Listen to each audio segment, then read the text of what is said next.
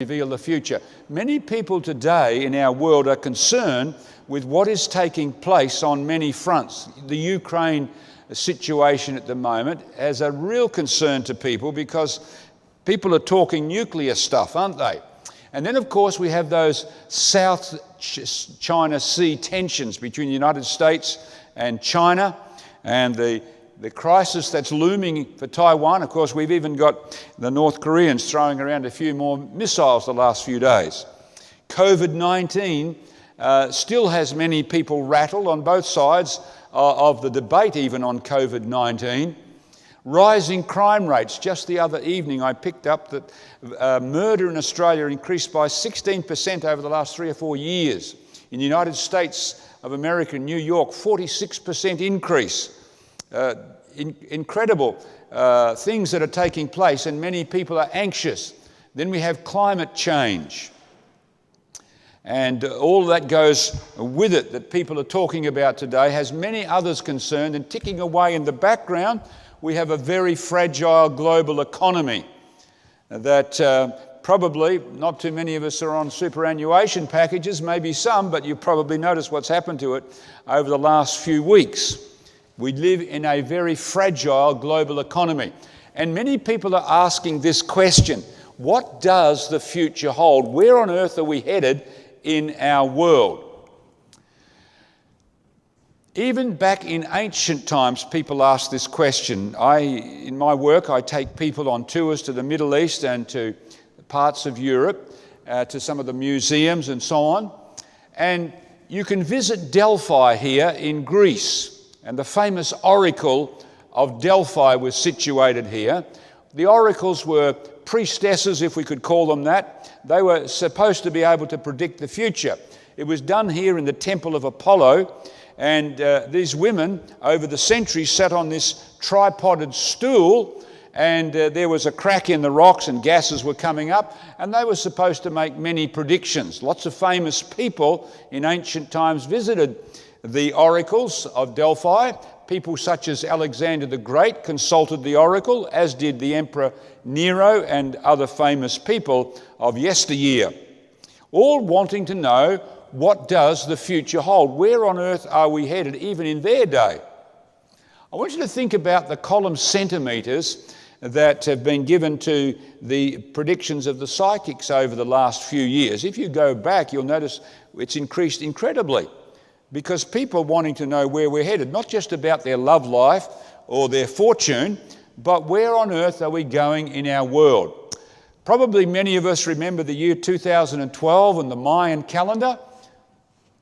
What was supposed to happen? Well, many things. Many were predicting the end of the world, but what actually happened? Well, nothing happened. Now, I'm not knocking the psychics, not at all. I'm simply saying making predictions is not an easy game to be in. What about the year 2000 with Y2K bug? Some of you may remember. Supposed to wipe out our computers, the electricity was going to go off and all sorts of things, but what happened? Again, nothing happened. Yet there were many people around the world making predictions of many sorts, but nothing happened. Now again, I'm certainly not knocking anybody.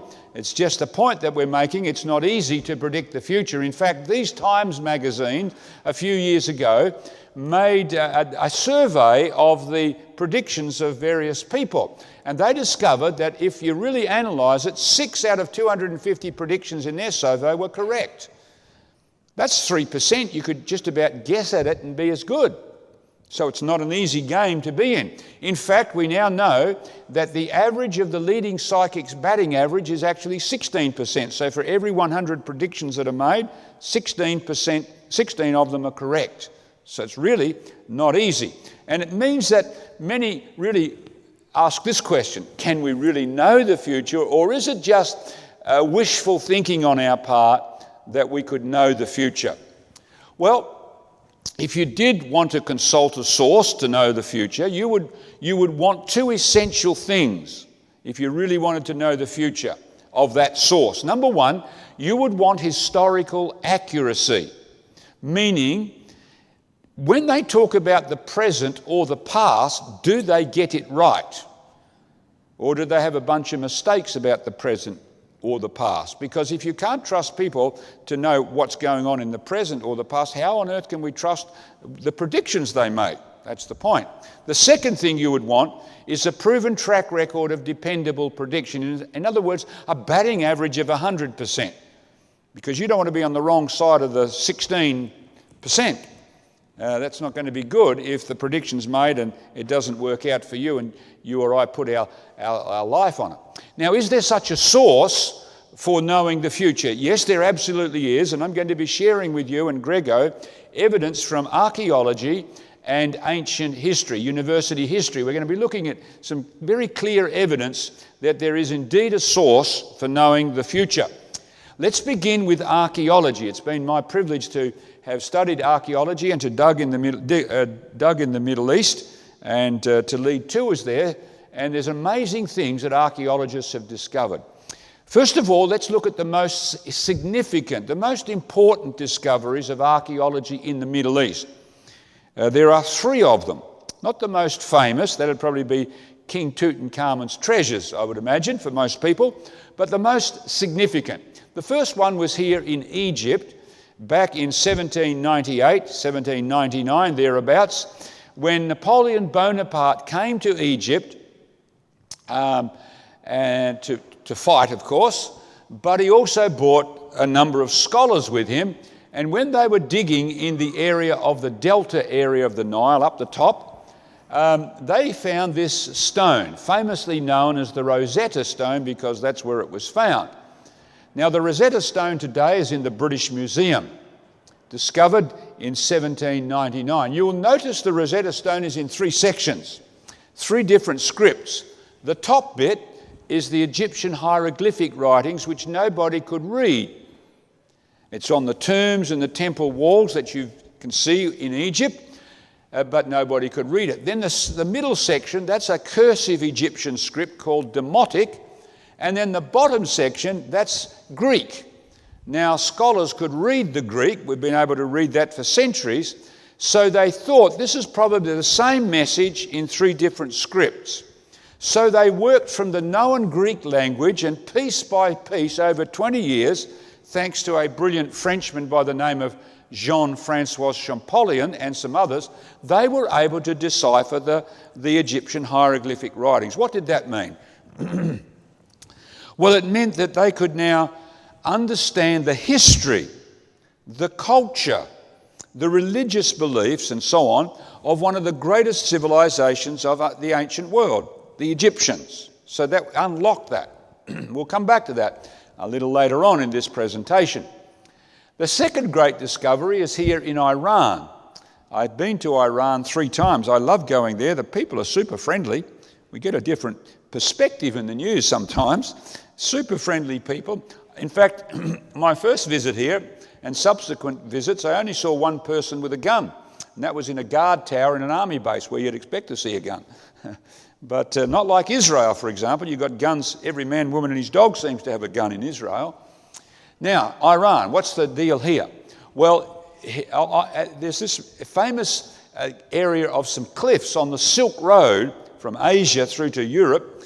And these series of cliffs, just like people graffiti trains and things here in Sydney, they graffitied the cliffs here on the Silk Road. This is not far from a city in Iran called Kermanshah.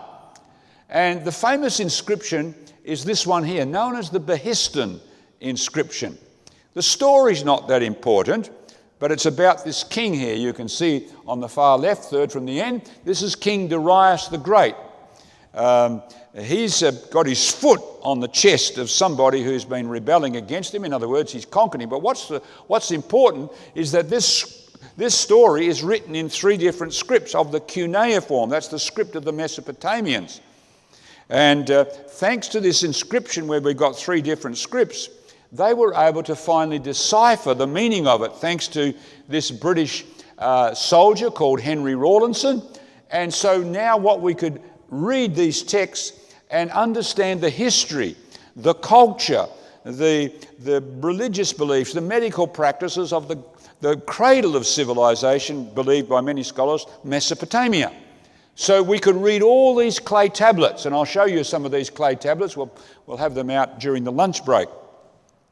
These clay tablets, we've even found a whole library of Ashurbanipal, an Assyrian king, 20,000 clay tablets. So these were used by the Sumerian people, the Assyrians, the Babylonians, people living in this part of the world, and we'll see some of those as we proceed.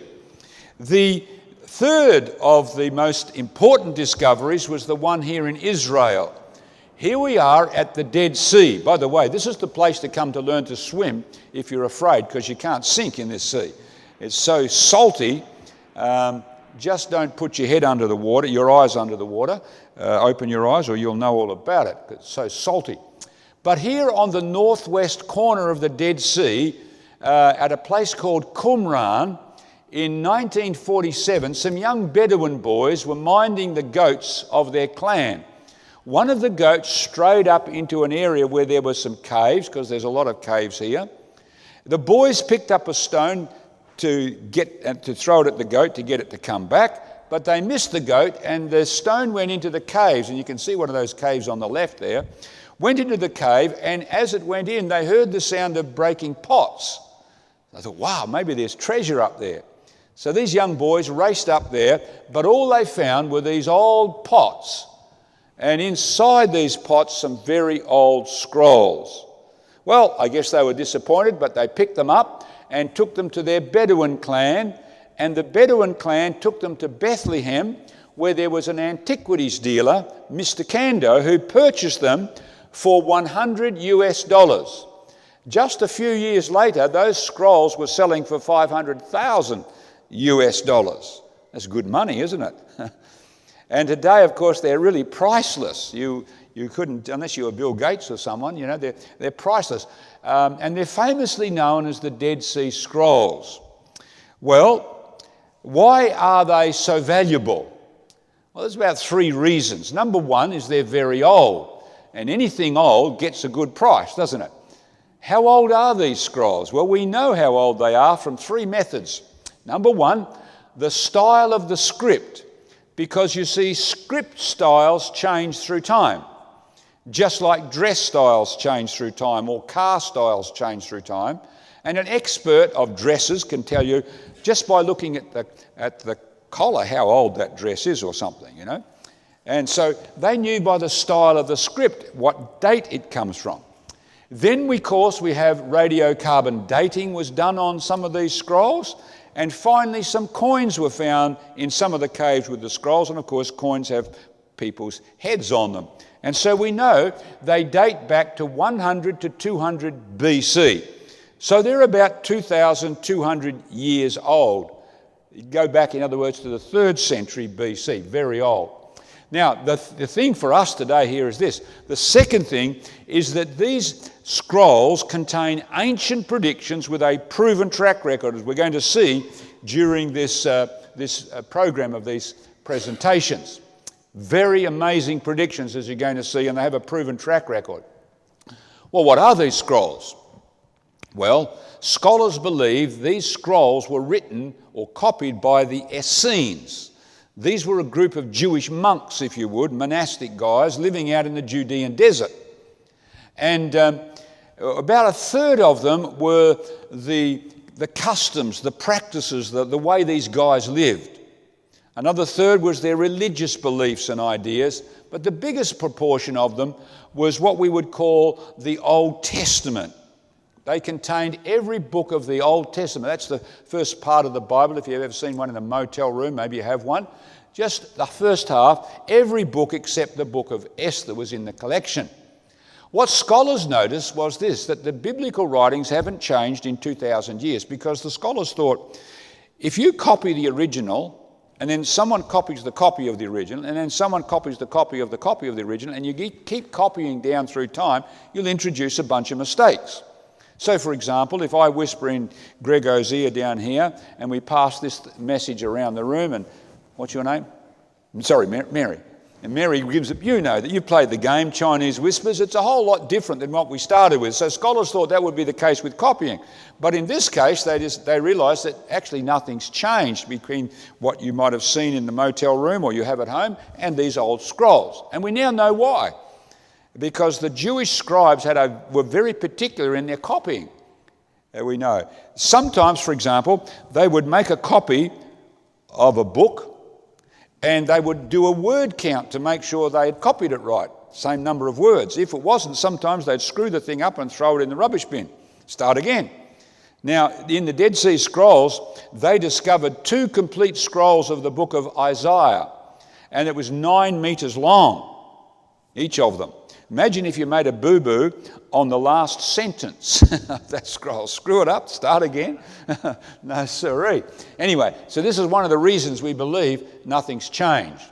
Okay, so what we can now do is we can test the ancient biblical manuscripts because they have these proven track record, they have these ancient predictions. We can check up, is it historically accurate? Does it tick off on that, or does it get the stuff wrong? If so, forget it. Does it have a proven track record? What's its batting average? Is it 100% or is it 16%? What's the story? So let's do that. We'll have a look first of all at the historical accuracy. In the next presentation, we'll have a look at the prophetic side of things. Let's look at some of the evidence. We'll go back to ancient Babylon. Ancient Babylon was a great city-state in Iraq. We go back to 600 BC. So what's that? 2,600 years ago, roughly. And we encounter a guy called Nebuchadnezzar. He's mentioned many times in clay documents that we have. In fact, I'll have a little tablet after at lunchtime, a clay tablet that mentions this man. And Nebuchadnezzar II was quite a king. He made 3 raids on the city of Jerusalem. We have one clay tablet that I'll show you mentions his second raid, but the biblical manuscripts talk about the 3 raids that he did. 605, 597 and 586 BC. This is the tablet I'll show you on display. This is his second raid against Jerusalem, mentioned in the biblical records, and we have evidence of it here. But here's another one. When he destroyed the city of Jerusalem in his third raid, 586 BC, the biblical writers mention this guy's name, Nebo-Sarsechem, the Rabsaris, or a chief official. Let me show you what it says in the biblical manuscripts, first of all. Then all the officials of the kings of Babylon came and took seats in the middle gate. That's the middle gate of Jerusalem. Nergal-Sharezer of Samgar, a city in Iraq. Nebo-Sarsechem, a chief officer. Nergal-Sharezer, a high official, and all the other officials of the king of Babylon. So there it's mentioned. But just about 4 or 5 years ago, an Austrian guy was reading the cuneiform clay tablets in the British Museum, and he came across this clay tablet, and when he read it, he almost fell off his seat, I suppose. It said, Nebo-Sarsechem, the Rabsaris, the chief official. So we know this guy existed. It wasn't some sort of a myth that someone had concocted in the biblical manuscripts. Let's try another one. The ancient Babylonians used many methods to try to foretell the future. If you ever go to Paris, make sure you go to the Louvre Museum. You'll want to see the Mona Lisa, I guess. But also have a look in some of the other rooms, because the Babylonians had various magical texts that they used to try to foretell the future and so on. One of them was mentioned in the biblical records called the liver omens. I want you to notice what it actually says. Let's read the text here first of all. This is from the book of Ezekiel. He lived in 600 BC, living in Babylon. He was a captive and living with the Jews in Babylon. For the king of Babylon stands at the parting of the road, at the fork of the 2 roads. We use that phrase today, don't you? I'm standing at the fork of the roads, meaning I've got to make a decision here. What decision am I going to make? So the king of Babylon has to make a decision. For example, should I go to war or should I not go to war? What should I do here? So what's he going to do? Well, this is what he's going to do. He uses divination. That's what we call magical texts in the ancient world. He shakes the arrows. He consults the images, his statues, and he looks at the liver. What's all that about? Well, we now know what that is about. But the biblical writers had mentioned, because you can go to museums like the British Museum and other of the museums that hold these ancient antiquities, and you will see the liver here. This is a model of a liver, and you notice all these holes it's got in it. What they did now, we believe, is the king wants to know, what should I do? Should I go to war? should I spend this amount of money? What should I do? So he's going to say to his magicians, his astrologers and so on, get me a sheep, kill the sheep, cut out the liver, and they're going to examine the liver, depending on sort of like the colorations or the patterns, and compare it with their model livers, because they've been doing this. We better not go there because something's bad going to happen. This is what the liver is telling us. So this was a method that the Babylonians used, but the biblical writers mentioned it.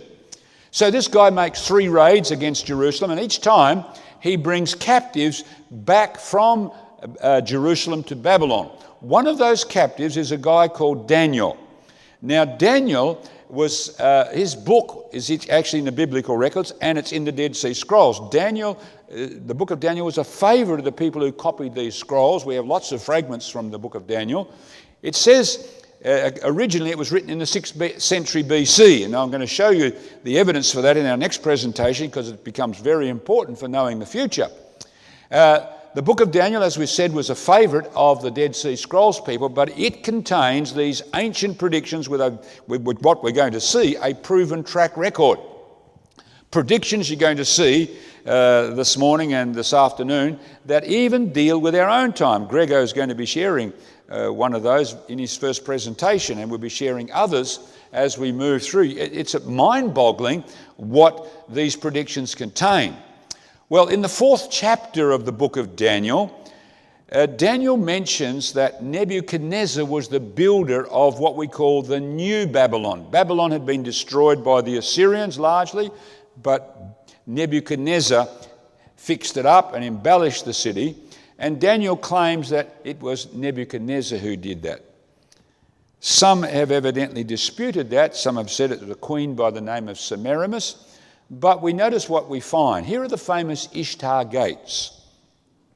Ishtar was a goddess of the Babylonians, but this was like the entrance into Babylon. If you go to Babylon today in Iraq, probably not a good time to go there right now, a bit dangerous, but you will see the Ishtar gates, but these are replicas. The real ones are in the Pergamon Museum in Berlin, because the Germans excavated Babylon and they took down these gates and brick by brick and reassembled them in their museum. But off to the side of the Ishtar gates, you find this inscription: I, Nebuchadnezzar, laid the foundation of the gates. Not only that, but we have many bricks from Babylon, and they've got Nebuchadnezzar's name plastered all over them. So it's not disputed now that Nebuchadnezzar was the builder of Babylon, just as the biblical writings had said. That's why we say historical accuracy. Let's finish in this session by going to central Turkey. Central Turkey, we encounter a group of people called the Hittites. Now, probably many of us haven't even heard of the Hittites. Nobody knew about the Hittites. The only place the scholars knew of them was the Bible. And here's an example of them. They're mentioned 40 times in the biblical records, and here's one of the places. Look, the king of Israel has hired against us the kings of the Hittites and the kings of the Egyptians to attack us. You notice it puts the Hittites alongside the Egyptians here. Now, scholars said this is a mistake. This is wrong. This is a biblical myth. This is a blunder. We have never heard of these people, they said, so they didn't exist. In fact, if you go to the Encyclopedia Britannica of the 1860s edition, you will find 8 lines on the Hittites. And they pretty much come from the Bible, because that's the only mention we pretty much had of them. Until the archaeologists got excavating in central Turkey, and they uncovered this incredible city here called Hattusa, and discovered that it was the capital of the Hittite people. We have inscriptions now that have been able to be read thanks to modern archaeological discoveries. Here's the Lion Gate going into this place. You need a bus to get around this city, by the way. That's what we hire a bus to take people around. So big and incredible fortification system, tunnel and so on. Amazing place. Up the road there's a Hittite temple, and here's one of their gods, and these cute little figurines here, statues with their little hats on. Typical Hittite inscription. So we actually now know that these people did exist. In fact, when they were able to decipher the Egyptian hieroglyphs, They discovered in this temple here, this is the temple of Ramesses the Great, Ramesses II, down at Abu Simbel in Egypt, right down the south. When you go inside this temple, you can see a picture of Ramesses the Great, Ramesses II, fighting the Hittites in the Egyptian language. So there was no question that the Bible got it right. In fact, if you ever go to Turkey, make sure you go to the Istanbul Museum, and you will see an Egyptian-Hittite peace treaty between Hattusili III, the king of the Hittites, and Ramesses the Great, the king of the Egyptians at that time. So scholars can see very clearly today that the Hittites did exist. In fact, we know they now rivaled the Assyrian Empire and the Egyptians. They were one of the superpowers of the Middle Eastern world, and yet nobody knew about them except the biblical writings had mentioned them years ago. So that's what we mean, historical accuracy. In fact, this is one of the greatest archaeologists of our age, W.F. Albright, digging in the Middle East for some 30 years. He was the author of over 800 works on archaeology and was the director of what we call the American Schools of Oriental Research. This is like the creme de la creme archaeological society in the Middle East. So he's no fool. This is what he had to say after digging for 30 years in the Middle East. In the centre of history stands the Bible. Thanks to modern research, meaning archaeology, we can now recognise its substantial historicity. It's historical accurate. To sum it up, he says, we can now treat the Bible from beginning to end as an authentic document of religious history. In other words, it's not a bunch of myths and legends. What it says, we actually know actually happened, existed. These people were real people. That's what he's saying. So we can see very clearly that this book ticks off on the first thing, the historical accuracy. We could spend the rest of our time just on that. You know, for example, they've found 70 names. There's 70 names for people mentioned in the biblical records. We actually have archaeological and historical evidence for them today. The more we dig, the more we find regarding this. But what about the proven track record? Does it have a track record of predictions that have been fulfilled? What's the batting average here? Well, we'll have a look at that in our next presentation called The Prophetic Code, when we go and see an amazing journey that Alexander the Great took on his way to Egypt to destroy it. So if you want to just stretch yourself for a minute, raise your arms while I swap over, because we're going straight on, and then we'll take a break for about 10-15 minutes before Grego's presentation. So feel free to, there's a toilet just over here if you want to get a drink or something, but in about 5 minutes' time, a short 5 minutes, we're going to start again, okay?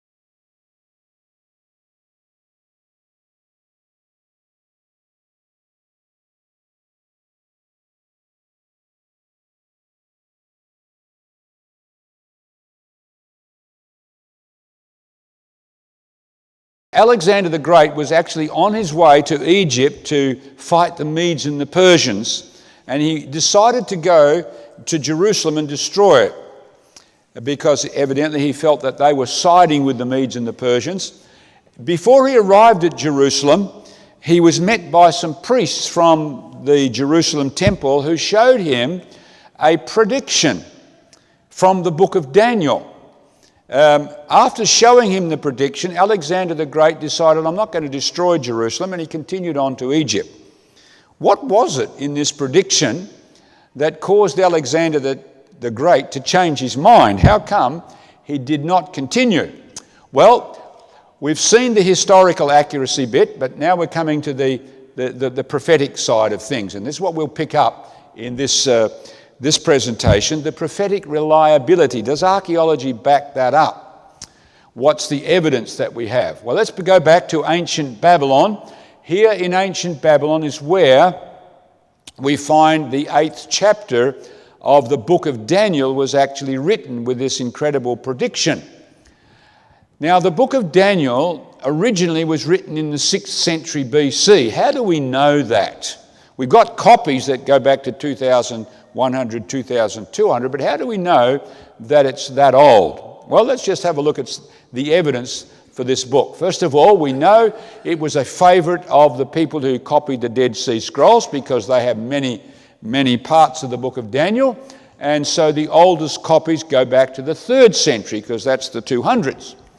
But it's even older than that because it was shown to Alexander the Great, who's living in the 4th century BC, the 300s. So we know it goes back that far. But thirdly, there are details in the book of Daniel that indicate very clearly that it goes back to the 6th century, because you wouldn't know some of these things unless you lived in that century. Let me show you. You've probably heard of the famous story of the writing on the wall, famous painting there that was made by one of the great artists many years ago now. You've probably heard the story. Let me remind you. Every year, I think it was, in Babylon, they had this great festival. And the king of Babylon, his city was surrounded by the Medes and the Persians under Cyrus the Great. And he thought he was secure inside his massive cities, his massive walled city. And so he had decided to keep going with this great celebration. They were partying on in Babylon, wine, women and song, when as they were partying on, suddenly a hand without a body attached to it, just a hand, began writing on the plaster of the palace wall, according to Daniel. Well, you can imagine the party came to a grinding halt right then. What does that mean? Just like if we saw a hand writing on the wall over there, I think we'd get a bit scared too. And so the party stops, and he wants to know, what does it mean? Well, we'll come back to that story in a moment. But Daniel says the last king of Babylon was Belshazzar. And scholars said that is wrong. That's a mistake, that's a blunder, that's not true. We know it's a guy called Nabonidus. That's what the scholars said. Well, when the archaeologists got excavating in Iraq, they discovered, for example, this cylinder here. We'll we have a replica of that one that we'll have on display in a while. It's known as the Nabonidus cylinder, and what it says is that Belshazzar was the son of Nabonidus. So they knew this guy did exist, so he was a real person. But was he the last king? That's another question. Well, then they found this tablet here. It's called the Nabonidus Chronicle. When they read this clay tablet, this is what they found on it. Nabonidus entrusted the kingship to Belshazzar in the 3rd year of his reign.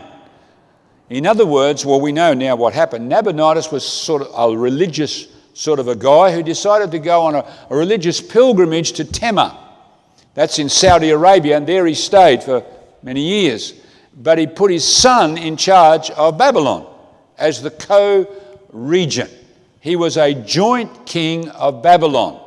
So scholars could see, hey, hang on, the biblical writers got it right. Not only that, but when this writing was on the wall, the king said these words, and it's recorded in Daniel: whoever can read that writing, I will make him or her the 3rd ruler in Babylon. Who's the first? Nabonidus.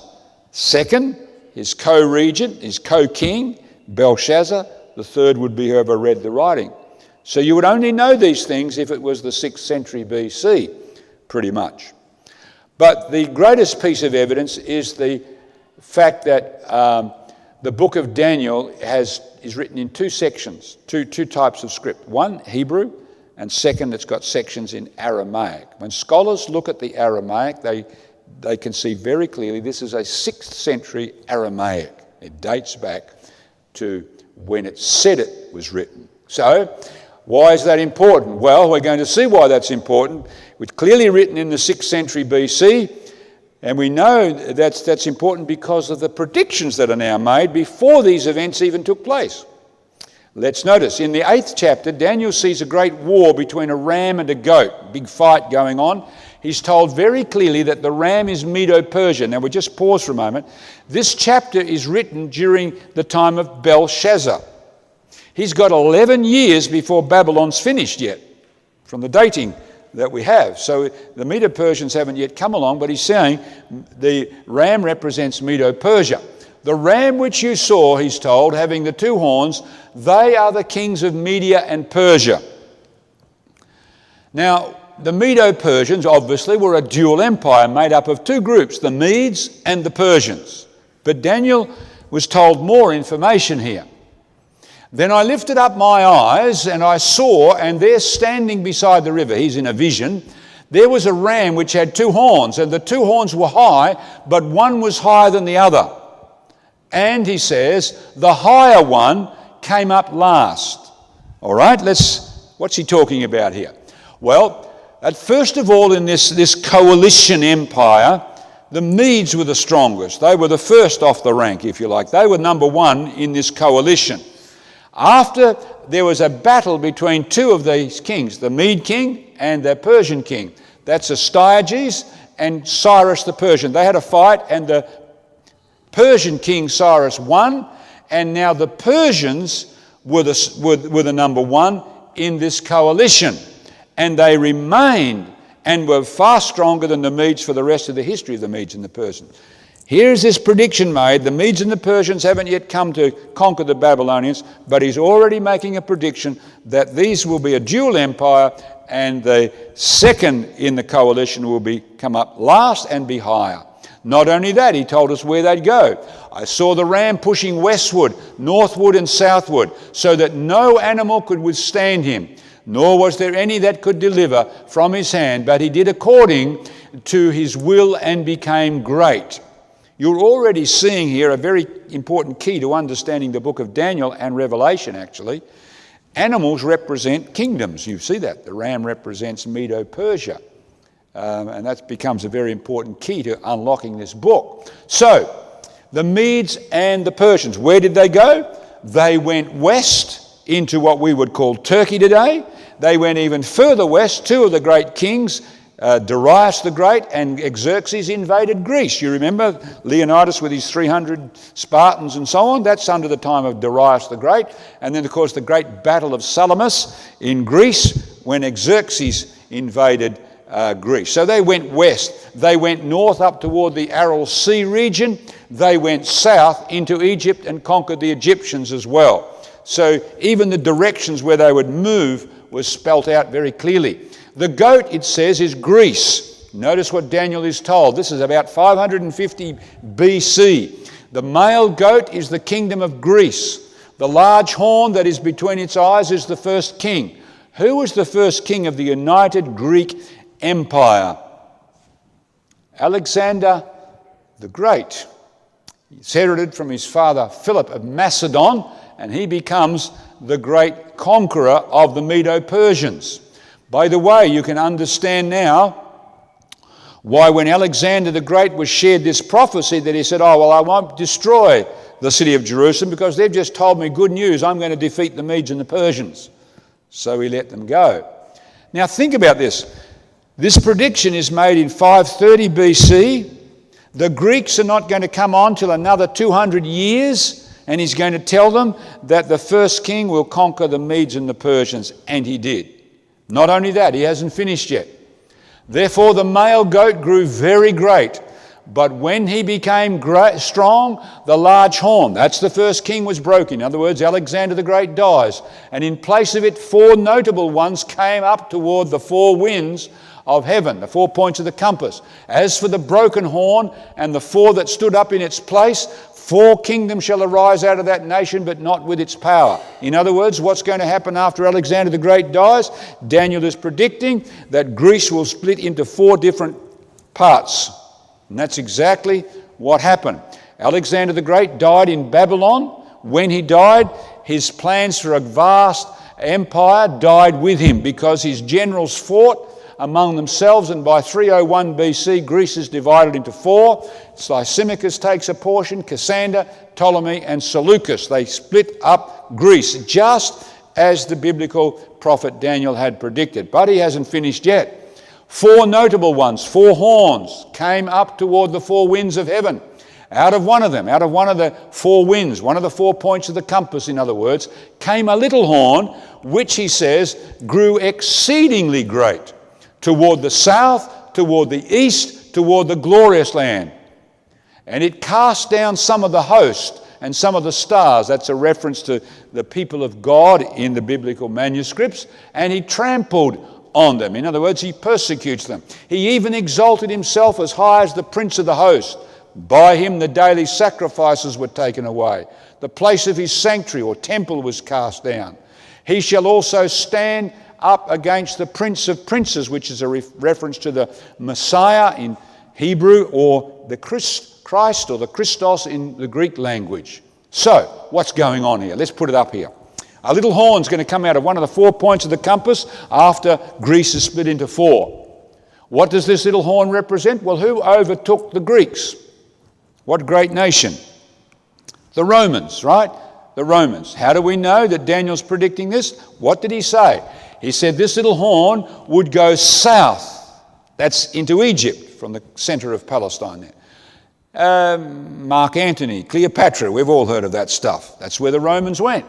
He went east towards Mesopotamia. We even have a record of one of the emperors who was fighting in Persia, and he was taken captive and died in Persia after the Romans went east into that area.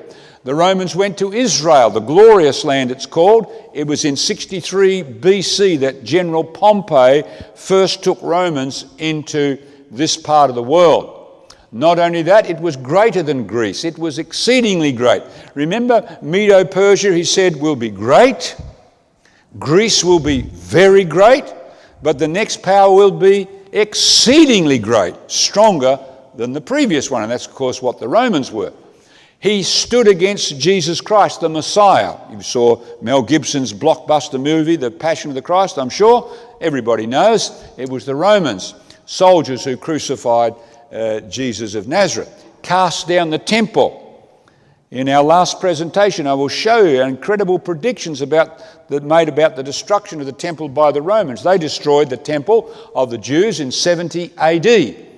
And then, of course, if there's no temple, the daily sacrifices can't occur, so he's taken away the temple services that took place. And finally, it says after the temple is destroyed, he does that and takes away the sacrifices, he tramples on God's people.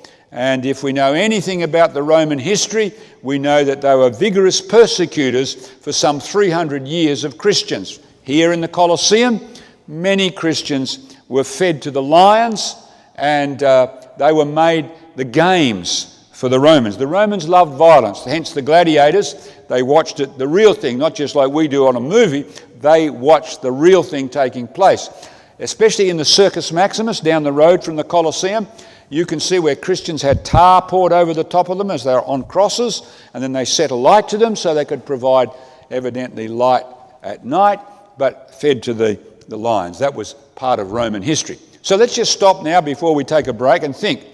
These predictions have a precise fulfillment, and there's about 15 or 16 elements that we've seen. First of all, Medo-Persia would come after the Babylonians, and they did. It would be a dual empire we saw, Medes and Persians. And the stronger one, or the higher one, would come up last, and it did. Not only that, it showed where the Medo-Persians would go, east, west, north and south. And then on top of that, he says the Greeks would follow them, and they did. And the first king toppled the Medo-Persians, and after his death, Greece was divided into 4, which it was. That took place. Then he mentions this other little horn representing Rome would be greater than Greece and conquer them, and they did. They went south to Egypt. They went east to Mesopotamia. They went to Israel. They went down and killed the Christ during their time, and also destroyed Israel's temple and ended its services and finally killed Christians. Now, you think about all that's predicted 500 or 600 years before the time of Christ, long before the Greeks have come, long before the Romans enter the scene, and so on. All of that's precisely fulfilled. Now, either that's a hoax, I can't see how to be a hoax, or something supernatural is going on here. You can't make those predictions and get it so right every time. Well, the biblical writings, as we're going to see, are the most reliable source for knowing the future. We haven't seen anything yet. Wait till we see what Gregor is going to be shared, because Daniel takes us right down to our own time where we're living today. And John even takes us further in detail, as we'll see when we go to the book of Revelation. The most reliable source for knowing the future. It's got historical accuracy, it stacks up there, we've seen, and it has a proven track record of fulfilled and dependable predictions. In actual fact, there are about 1,800 prophecies in the ancient biblical manuscripts. 90% have already been fulfilled in ancient civilizations. We could have spent predictions about ancient Egypt, some of its cities, predictions about the Assyrians, predictions about other civilizations. They're all given there. So 90% have been fulfilled. That means only 10% are soon to be fulfilled or are in the process, and they're the ones that are found in the book of Daniel in more detail and the books of Revelation.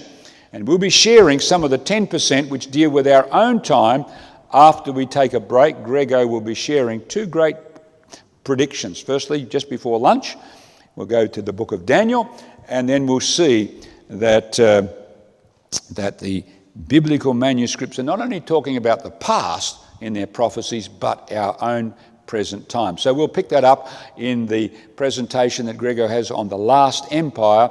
But let's go down, take a break. Someone better lead us where we go get the hot drink. That'll be good. I'm sure we'll just pop downstairs. I think there's a place that we'll go to. And stretch your legs. You might want to use the toilet there. And anyway, let's take a break. And we'll come back in about 10, 15 minutes. Gregor will make a presentation, and then we'll have lunch together, okay? And then we'll finish off, so you'll be finished certainly by 3 o'clock for sure, okay? Let's go downstairs.